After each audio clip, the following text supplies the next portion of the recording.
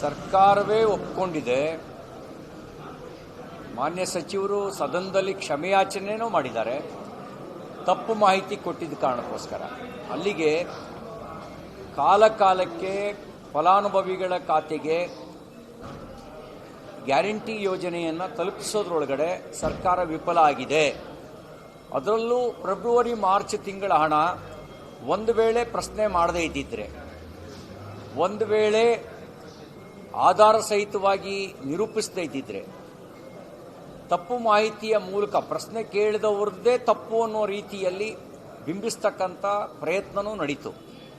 ಆಧಾರ ಸಹಿತವಾಗಿ ಭಾರತೀಯ ಜನತಾ ಪಾರ್ಟಿ ಸತ್ಯವನ್ನು ನಿರೂಪಿಸಿದ ಕಾರಣಕ್ಕೆ ಸತ್ಯ ಹೊರಗೆ ಬಂತು. ಇದೇ 5,000 ಕೋಟಿ ಗೋವಿಂದ ನುಂಗಿಬಿಡೋರು, ಬಡವರಿಗೆ ತಲುಪಬೇಕಾದ ಹಣವನ್ನು ನುಂಗಿ ಈಗಲೂ ಹೇಗೆ ಕೊಡ್ತಾರೆ ಅನ್ನೋದು ಒಂದು ಪ್ರಶ್ನಾರ್ಥಕ ಚಿಹ್ನೆ. ಯಾಕೆಂದರೆ 2023-24 ಬಜೆಟ್ಟು ಈಗಿಲ್ಲ, ಈಗ 24, 25, 26ನೇ ಬಜೆಟ್ಟು ಮಾರ್ಚ್ಗೆ ನಡೆಯೋದು.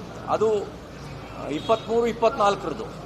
25-26 ಬಜೆಟ್ನಲ್ಲಿ ಅದನ್ನು ಮರು ಹೊಂದಾಣಿಕೆ ಮಾಡೋಕ್ಕಾಗಲ್ಲ, ಅಥವಾ ಆ ಹಣ ಡ್ರಾ ಆಗಿ ಫಲಾನುಭವಿಗಳಿಗೆ ಖಾತೆಗೆ ತಲುಪದೇ ಇರುವಂಥ ಸಾಧ್ಯತೆಗಳು ಇದ್ದಾವೆ. ಅದಕ್ಕೆ ನಾನು ನಿನ್ನೆ ಹೇಳಿದೆ, ಇದಕ್ಕೆ ಸಂಬಂಧಪಟ್ಟಂತೆ ನ್ಯಾಯಾಂಗ ತನಿಖೆಗೆ ಒಪ್ಪಿಸಿ, ಅದು 50 ರೂಪಾಯಿ ಅಲ್ಲ, 500 ರೂಪಾಯಿ ಅಲ್ಲ, 5,000 ರೂಪಾಯಿನೂ ಅಲ್ಲ, 5,000 ಕೋಟಿ.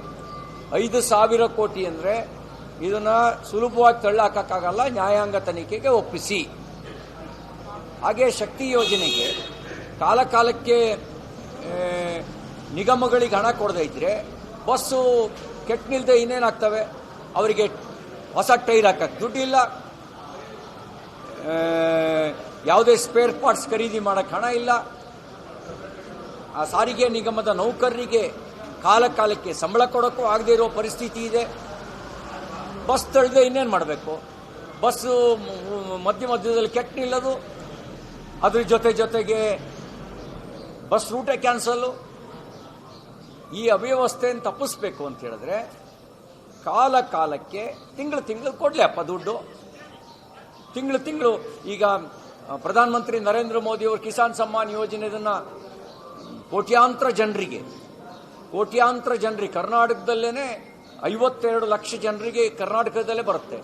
3 ತಿಂಗಳಿಗೆ ಒಂದ್ಸರಿ ಗಂಟೆ ಹೊಡೆದಂಗೆ ದುಡ್ಡು ಹಾಕ್ತಾರೆ. ಇವರು ತಿಂಗಳಿಗೆ ಒಂದ್ಸರಿ ದುಡ್ಡು ಕೊಡೋಕೆ ಇವರಿಗೆ ಏನು ದಾಡಿ? ಏನು ಅವ್ರ ಮನೆಯಿಂದ ಕೊಡ್ತಾರಾ? ಸರ್ಕಾರದಿಂದ ಕೊಡುತ್ತಾನೆ. ಮನೆಯಿಂದ ಕೊಡೋದಾದ್ರೆ ಅಯ್ಯೋ ಮನೆಯಿಂದ ತಂದು ಕೊಡಬೇಕು, ಮಕ್ಕಳಿಗೆ ಏನು ಮಾಡೋದು, ಮೊಮ್ಮಕ್ಕಳಿಗೆ ಏನು ಮಾಡೋದು ಅಂತ ಯೋಚನೆ ಮಾಡಬೇಕು. ಇದೇನಿಲ್ವಲ್ಲ. ಈಗ ಸರ್ಕಾರದ ಹಣ ಅಲ್ಲ, ತಿಂಗಳು ಕೊಡಲಿ. ಏನು ಲೆಕ್ಕ ಕದಿಯೋಕ್ಕೋಸ್ಕರನೇ ಮನ್ಸಿಗೆ ಬಂದಂಗೆ 3 ತಿಂಗಳಿಗೆ ಒಂದ್ಸರಿ, 4 ತಿಂಗಳಿಗೆ ಒಂದ್ಸರಿ, ಹಬ್ಬ ಬಂದಾಗ, ಹುಣ್ಣಿಮೆ ಬಂದಾಗ ಇವುಗಳು ಕೊಡಬೇಕಾ? ಹಾಗಾಗಿ ಆ ಕಾಲಕ್ಕೆ ಕೊಡೋ ಕೆಲಸ ಮಾಡಲಿ. ಇಲ್ಲದೆ ಇದ್ರೆ ಶರಣಾಗತಿ, ನಮ್ಮ ಕೈಲಿ ಆಗಲ್ಲ, ನಾವು ಏನೋ ಅನ್ಕೊಂಡ್ಬಿಟ್ಟಿದ್ವಿ, ನಮಗೆ ಕೊಡೋಕ್ಕಾಗಲ್ಲ, ನಡ್ಸೋಕ್ಕಾಗಲ್ಲ ಅಂತ ಹೇಳಿ.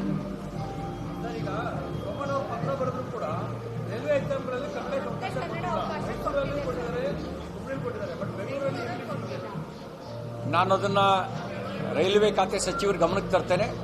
ನಮ್ಮ ಸರ್ಕಾರ ಬಂದ ಮೇಲೇ ಬ್ಯಾಂಕ್ಗಳಲ್ಲಿ, ರೈಲ್ವೆನಲ್ಲಿ ಪ್ರಾದೇಶಿಕ ಭಾಷೆಗಳಿಗೆ ಅದರಲ್ಲೂ ಪರೀಕ್ಷೆ ಬರೆಯೋಕ್ಕೆ ಅವಕಾಶ ಕೊಟ್ಟಿದ್ದು.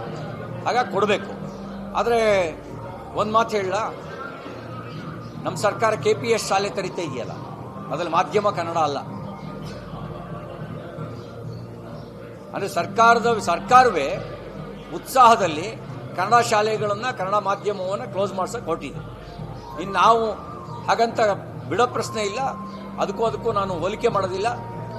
ಬ್ಯಾಂಕಿಂಗ್ ಎಕ್ಸಾಮು, ರೈಲ್ವೆ ಎಕ್ಸಾಮು ಪ್ರಾದೇಶಿಕ ಭಾಷೆಗಳಲ್ಲಿ ನಡೆಸೋದಕ್ಕೆ ಆದ್ಯತೆ ಕೊಡುವ ನಿರ್ಣಯವನ್ನು BJP ಸರ್ಕಾರ ತಗೊಂಡಿದೆ. ಅದನ್ನು ಪಾಲಿಸಬೇಕು.